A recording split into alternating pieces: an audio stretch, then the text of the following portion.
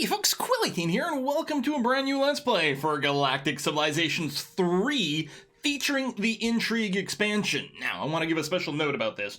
One of the reasons I am playing this is because the folks over at Galactic Civilization, Stardock and all them, they are sponsoring me to do a video. So, there is some financial consideration involved. Now, this Let's Play is not part of that. I'm doing this mostly because I very much enjoy playing these kinds of games more in its Let's Play format, and I figured, hey, if I'm going to be playing it anyway, I may as well record it. So the actual, sponsored thing is like a one-off 30-minute thing, but I want to be, way open and clear about what's going on here with that kind of relationship. So, Galactic Civilizations 3, if you haven't seen it before, is a 4X game. It's an empire building game, a civilization building game, perhaps you could call it, but on a galaxy level.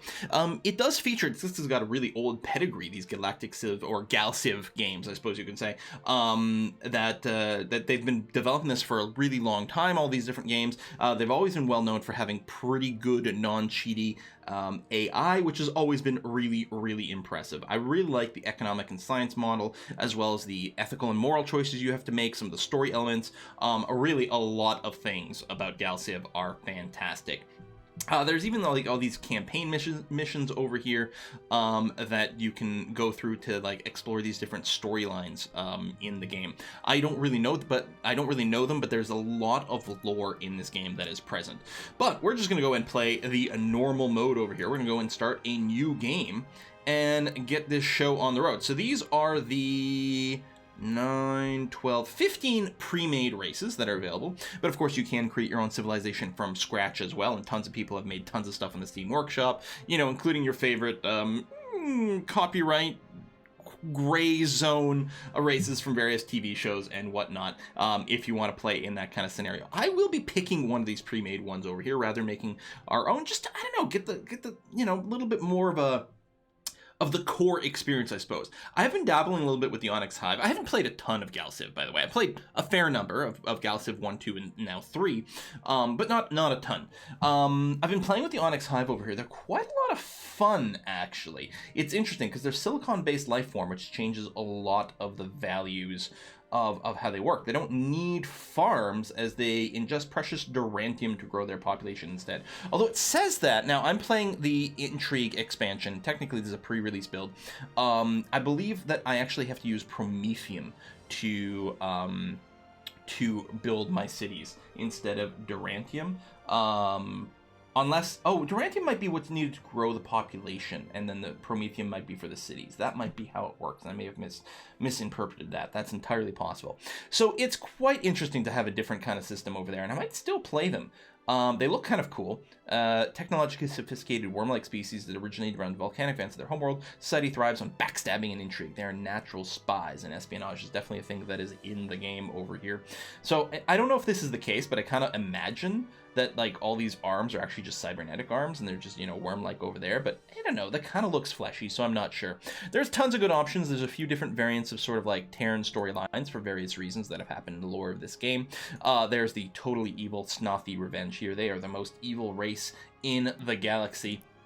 And there's a bunch of minor break-offs as well from these races that can happen, especially depending on what settings we set up over here.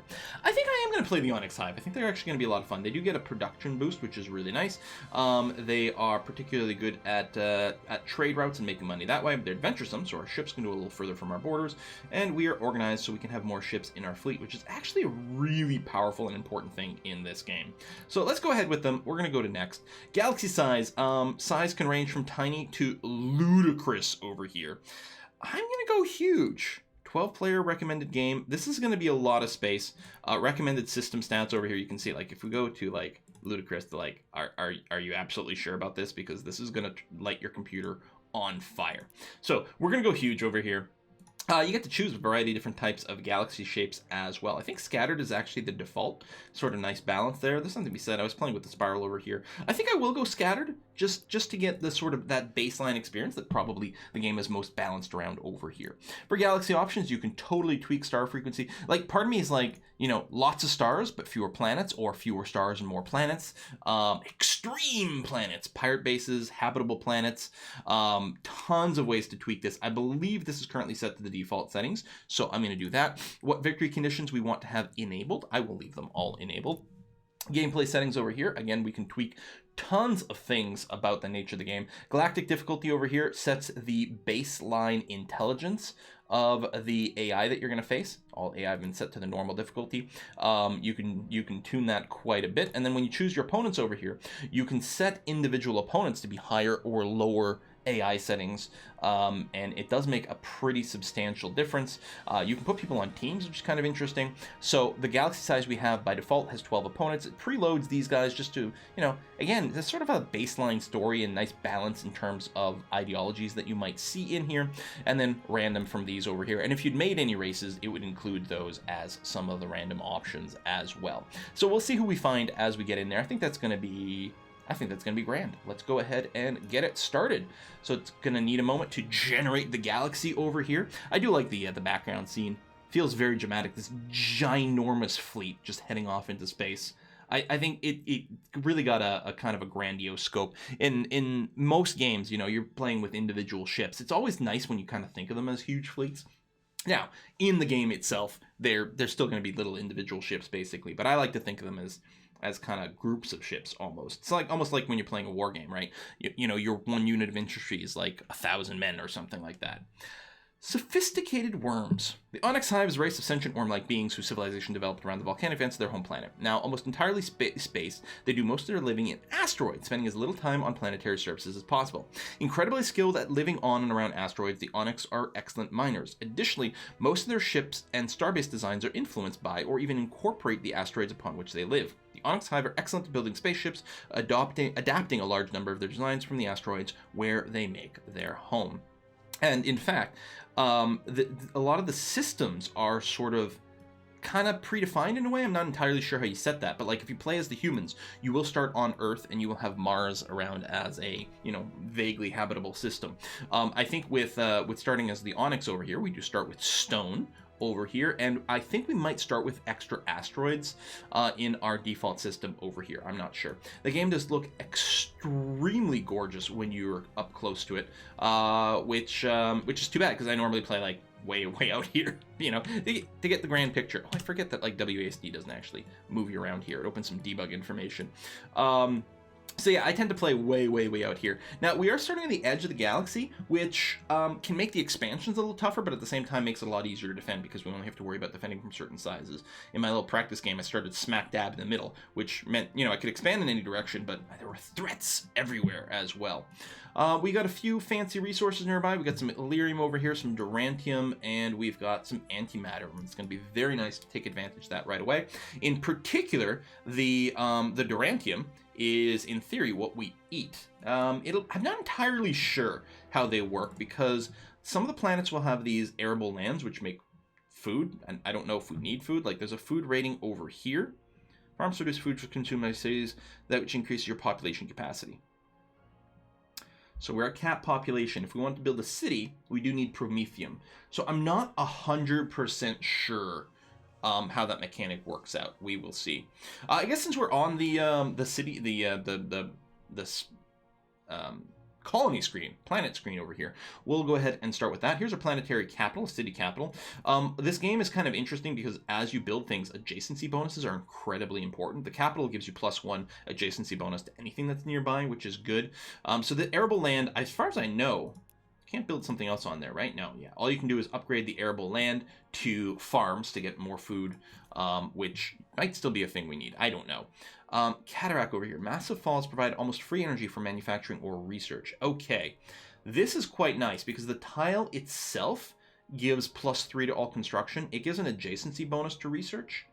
First thing I do like to do is build construction-based things. So we will start with the space elevator over here, which by itself is a +1 to all construction. If we build it here, it's going to get a bonus of 3 levels. Because it's level 3, you can see it's actually going to be generating 1.5. Actually, I think it's getting an extra 0.5 per level, so I think this will be generating 2.5 production for us, which is going to be a really, really nice start. We are going to want a shipyard, and in fact, a shipyard, I'm going to go and move it up the top of the queue, and I'm going to go ahead and rush it over here. I'm going to spend 600 BCs, billions of credits over here, to get a shipyard built instantly so we can start generating ships. Shipyards are built in space as opposed to on the planet surface, so we're going to do that. Like, research is important, but so is production. Now, the space elevator does give adjacency bonuses to construction, but the cataract gives adjacency bonus to research. What are we going to build around here? I feel like on our capital, we will need a fair amount more production, maybe, so I'll probably just build a production block over here. I will be planning a computer core, which is a research building. I'll probably put that next to the capital, so we'll get the adjacency there, and maybe we can terraform some extra space. I gotta say, this is a pretty awkward capital. Not a huge planet class, and the placement of these resources is a little bit on the awkward side, but we'll do when we can when we get there. So we do have our first shipyard over here. The Sarge Shipyard is what it's called. I don't know why it's not called the Onyx Shipyard, but it's here, and here we can build some vessels. And you can look at them, they look cool, and you can see, like, they weren't kidding. We do build our vessels around asteroids for some reason. I guess this is our living space, so why not? I mean, it's got to be pretty heavy, but at the same time, is it though? I mean, is it going to be any heavier than trying to build some sort of metal hull? And if we're already that, maybe it's a special type of porous rock that is just perfect for us, and maybe not that heavy. That's entirely feasible. So, we got to choose what our first construction will be. We could rush out a colony ship and just go onto stone right away. Stone's not a really great planet, but it might be nice.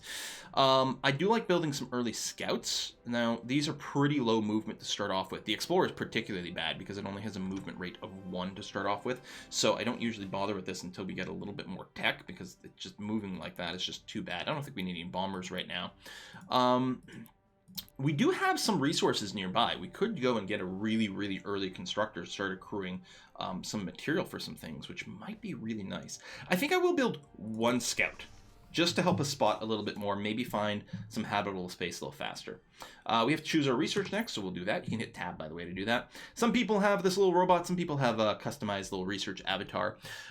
So there is tech tree. Actually, there's multiple tech trees over here for different categories, as you can see.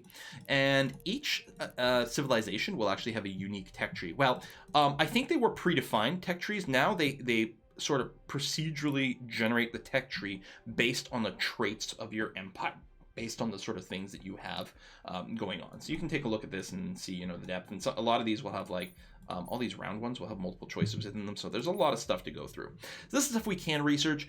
I'm kind of keen on getting colonial settlements right away so we can unlock the factory. And I think that's probably worth doing. So we're going to go ahead and do that. And then we're going to go ahead and select our 1 ship, the idle ship over here. This is our survey ship. This one actually has a movement rate of 3 and has the ability to survey anomalies. Now, it doesn't look like we have any in range right now, so we'll have to explore first. I may want to manually drive this guy a little bit, and I think I will. There's our first anomaly, and it's on the way. We're going to go to these stars over here and see if we can find some planets. Apparently our ability to detect exoplanets from a distance is a little impinged. As far as I know, the only cheating that the AI does is the fact that they do actually have access to the world map at the start. First anomaly has been surveyed. Your survey ship cautiously approaches the mysterious object, all centers set to maximal gain. A secret of the universe, the first of many, is about to reveal itself to you. It's a debris field, so we got some money and some experience point on our ship over here. That's lovely. We have a planet, Ina 4, class 9, so it's not huge. Got bonus to food, which we don't really need. It does have Epimetheus pollen, which is another resource. There are many, many, many rare resources to get. There's an ascension crystal over here too, which is just grand. If we click on the star, I think we get some info. Habitable planet's just 1. Still, with that in mind, our most urgent early game exploration, like finding a half-decent planet, is kind of done. We can start automating this guy soon, because I'm going to want to pop more of these capsules, but I think I am going to go and explicitly go to another star over here. Shipyard idle. We are going to get started on a colony ship. In fact, I'm tempted to rush it, and I think I will do that. And you know what? I'll build another one after this. Maybe slow build for stone, because we are going to want to colonize it for sure. We just might not want to, might not be the most important thing to do instantaneously. Oh, is that a black hole over there? We'll probably... Oh, of course, there's antimatter. Antimatter is always around black holes. I'm going to set this guy on Auto Explore over here, so we'll just try to pop some of the fog of war for us. Our people would like to send out a beacon out into the universe. I know it's beacon. The message to the other starfaring races we will one day meet. So here's our first sort of ideological choice. We'll get a lot of these as the game goes on. We have the benevolent choice, the pragmatic choice, and the malevolent choice. And sometimes you're going to want to pick things based on that ideology because you may want to focus on one versus another. Benevolent, also obviously nice. Malevolent is evil. Pragmatic is just, very practical and sort of neutral in the middle. The pragmatic one will give you a lot of construction boosts as well as... some money-making options, and some self-defense stuff. Benevolent will be pretty good for influence as well as research and some colonization boost. Malevolent will give you greed for money and a lot of warfare options and things like that, which is pretty obvious. So in terms of how we want to go with this race, we do have the trading bonus inherent to this race. We might want to play sort of a little bit like that. Diplomacy boosts are really nice as well because you get a lot better deals in trade. Pragmatic does give us the money, which is nice. Pragmatic's got a lot of good stuff, but so does Benevolent. In particular, Benevolent has some early game research boosters, and I think I'm going to start with that. Benevolent also has an early game free colony ship option, so I think at the very least we'll start with Benevolent. We got a first colony ship. We can choose how many billions of people to load on there. I think 2 is going to be fine. We're just going to do that. Load it from Onyx Prime over here. This colony is now idle, so you can see our population dropped. We're now at 3 of 5 over here. We're going faster because we've got high approval right now, so that's swell. I will build a spaceport so that our ship construction goes bigger, and I will build it here so we can get the adjacency bonus from the space elevator, and that's going to be very handy dandy. So that's going to be more ship construction bonus. They do split. Social construction over here is used to build buildings on the ground, and ship construction is used to build ships in space. And some things give +1 to all construction, and some are not like that. So we haven't found a... Oh, this is the one that's got to be sent over here. So we're going to go and send you over that way. And yeah, that one is still manually going. We've finished our first research over here. Research missions, we'll look at that a little bit later, and these searches and scavengers as well. These are things that you can do with your shipyards if you don't want to actually build any real ships. We haven't met anyone yet, so it feels like, do we really need the universal translator right now? I don't know. Excuse me. Deep core mines are very, very, very nice. I do like the +1 move. I think that applies to all your ships instantly, and that's really handy to get early, but I think we're going to go planetology over here, and that's going to be okay. So we have a fairly large universe, but it's also got a fair amount of people in it, so it's not going to go too turbo fast. Let's have you keep focusing on popping these stars over here if we can. Idle colony. We could build a factory here, but I think I'd like to wait until the deep core mine finishes. It's actually probably a better pick. We could build the factory here. I don't know how important these are. I'm going to go ahead and upgrade this farm because we can't do anything else with this tile, so we may as well. I mean, there is a food stat. Consume your cities, increase your population capacity. Yeah, our cities don't consume that. They consume Promethean, which is what we're really going to be looking for. Another colony ship is done. We're going to do that. Shipyard is idle here. We're going to start putting out some constructors. Now, we can only build one right now because we're out of administrators, which are required for colony ships, and constructors, which are used to make star bases. Oh, with my money, these asteroids are within my borders. I need to build a mining base here. This will shift minerals to this planet so it can construct faster. I always forget to do that. So, I mean, there's probably going to be stronger planets out there, but it's probably fine to go and grab stone. Stone's got a good construction boost. We'll go ahead and be able to build more ships later on, which is going to be good. This survey ship... Well, since we don't have another colony ship in the queue, I will just give you a command. You can go and do surveying. So you're going to go and hunt down these anomalies. And if you don't see an anomaly, you will do some scouting. We got our first citizen over here. We're going to get one of these every turn. Oh, and we popped a museum option. I mean, these are both temporary. So the research is obviously really good, but it's only for 10 turns. I don't know how much of a big deal that is. I would still like to get the benevolent streak for the permanent research boost, as well as the free colony ship. Morale's not bad. I mean, we're basically capped on morale, but I suppose if we have that much morale going on right now, we could decide to, like, increase our tax rate temporarily. You can see this is our overall morale for everywhere. So this will drop pretty quickly as soon as we colonize something. So we'll go ahead and leave it up to the top right now. So we got our first citizen over here, and yeah, you can get one every 10 weeks, and it tells you the name of the citizen that's waiting, which is kind of neat. Higgle Petisser over here. And we can specialize in one of these 5 things. We will develop many, many more specializations as we unlock more technology. Now, we actually get to start with the espionage technology, so we can build spies right from the start, which is pretty amazing, but we haven't met anyone yet. No matter what, I'm going to get an administrator first. It gives us 5 more administration points. That's 5 more colony ships / construction ships / star bases. So that's pretty good pick early on, so I'm going to go with that.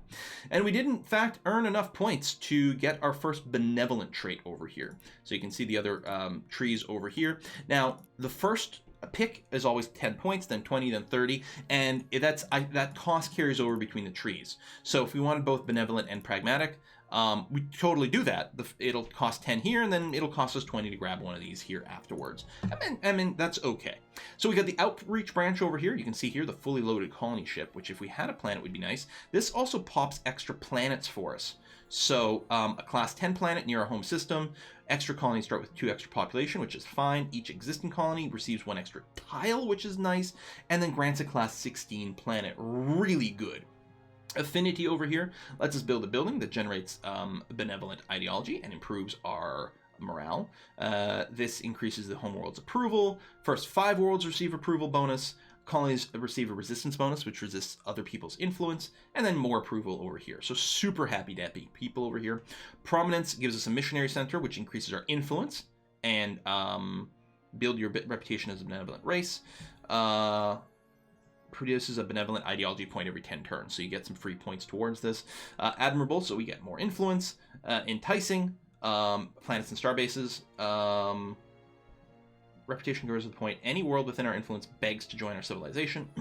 Alluring, all star bases generate influence regardless of type, and worlds generate additional influence. Influence is powerful because it grows your borders and can cause other planets to flip to you. And in particular, this one here even flips star bases, which I don't think you do by default unless you go through the diplomatic route.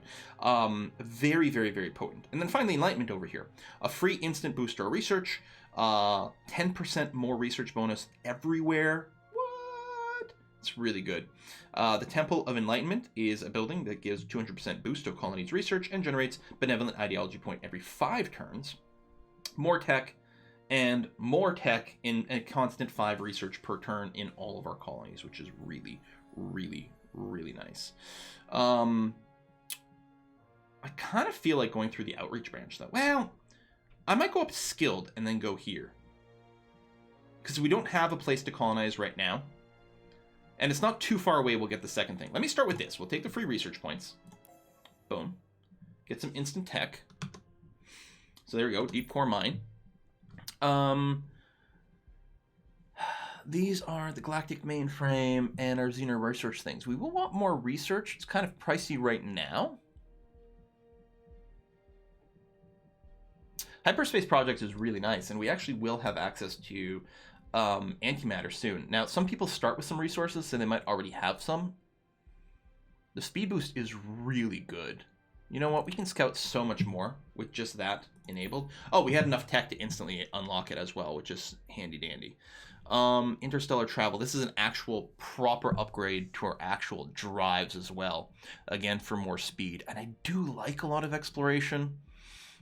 But I think I'm going to flip down here to Xeno Experimentation just to unlock some more actual research building options, which I think is going to be super valuable. All right, so we're just skipping some turns here. We will colonize Stone. I think that's going to be fine. First colony! It's the second colony ship, but it's the first one that got built. So Stone is only planet class 5, so it's only got 5 spots over here. It's got the active core. Slows down growth, but it's okay. And has a bonus to construction. You can see it has no approval. That's because we're taxing the hell out of everyone. We're just going to change that tax rate in a second here. What is this? Caverns, plus 3 to all construction and plus 1 to adjacent wealth. Well. I think what we're going to do is we are going to... we may as well start with the deep core mine here. And we're mostly looking to add a lot of production here. Now, the way I'm gonna leave the last one blank just to see what comes up at that point. And we've unlocked a government. Oh my god, there's so many things to deal with. Well, let's get this right now. So, this is new in Intrigue. We've got a bunch of government types over here. Most of them will have to be unlocked with technology. Early on, we got a choice between Colonial Government and Imperial Government. Colonial Government will have elections. Gives us colony limit of 4. Gives us a growth boost and a social construction boost. And we can send missions. Imperial, we get a diplomacy penalty. A 20% boost to ship construction and a boost to ship movement, which is really nice. No elections, but we can't send missions, not that we necessarily care about that. I'm going to start with Colonial. I think the growth and the social construction bonus is going to be really good, so we're going to do that. Boom. Okay. Next thing I'm going to do is lower the tax rate before I forget to do that and get some horrible rebellion problem. I'm going to lower it to, I don't know, 40%. I guess we're about breaking even at that point. 75% overall. More importantly, what's Stone like? 51% isn't the worst. Still 100% on the capital here. And yeah, I mean, the capital is going to be pretty easy to maintain. Approval, the way it works is you accrue a various amount of morale. So it's got a baseline of 2 from just having a colony capital here. It's got the baseline unrest, I believe, from the taxes. The museum is giving us 25% boost. Somehow all this is turning into a rating of 1. And then you divide that by the population. So rating of 1 divided by 2 for a population gives us an approval of 51%. So we probably will need a little bit of an approval booster at some point, and or lower taxes or get some sort of event or something, just to keep them particularly pleased. We'll see how that goes.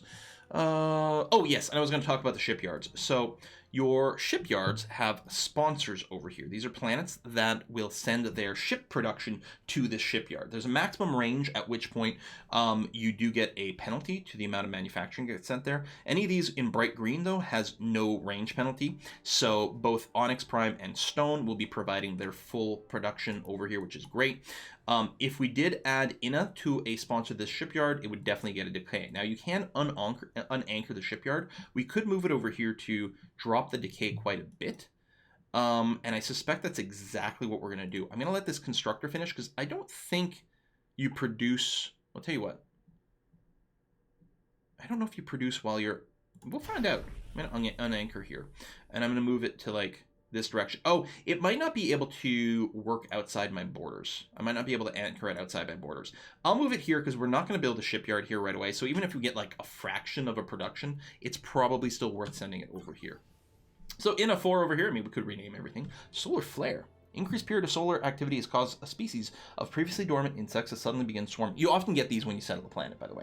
Greatly limiting activity in your colony. Your scientists have developed a sonic screen which can kill the insects, but believe there may also be a way to expand the technology to rid the world of the swarm forever. What effect will that have on the ecosystem are as yet unknown. What are your orders? So, if this technology kills en masse, then we simply won't use it. Put everything behind shutters for a while. This is simply a part of living on an alien planet. In fact, consider advertising the strange event to stir up some increased tourism. So this would give us benevolent, penalty to manufacturing, a penalty to approval, but a bonus to tourism. We can say apply the technology, but only enough for us to continue colony operations unabated. That's a 10 pragmatic with nothing else. Murder all the bugs. Murder the big ones and the little ones, and especially the medium-sized ones. Murder them all, and then we'll see how they taste. 10%, 10 malevolent, and a 20% boost to food production. We don't particularly care about food production, so we might do that. The penalty to approval, like manufacturing we can sort of deal with. The penalty to approval will actually be very frustrating long term. Tourism is a good way to make money. I think I'll take the pragmatic choice over here. I will want some pragmatic picks at some point, so it doesn't hurt too badly. So we're going to do that. So we got a planet, size 9, so we got more room. It's got the thin atmosphere, which, if you can give me the tooltip for that, I would appreciate very much. I don't know why I'm not gonna... There it is. Food and growth penalty. Okay, that doesn't really affect us too much. We're not gonna like base anything around there. There's the Epimetheus pollen. Rare flower acts as natural neural clouding agent, allowing for more effective camouflage. So by itself, it gives adjacency bonus to either ship construction or wealth. But if we're to build the Epimetheus refinery over here, you can see it boosts resistance, so this planet would be less likely to fall to enemy influence, but also starts to accrue Epimetheus pollen as a resource at the top of the screen that will build up over time that we can use to do things with, which is kind of cool. We got the wasteland here, +2 to construction as in addition to adjacent construction. So I will build the Teep Core mine there, so we get a good baseline construction to get started. What I'll probably do, what's the adjacency bonus here? Ship construction. So, I mean,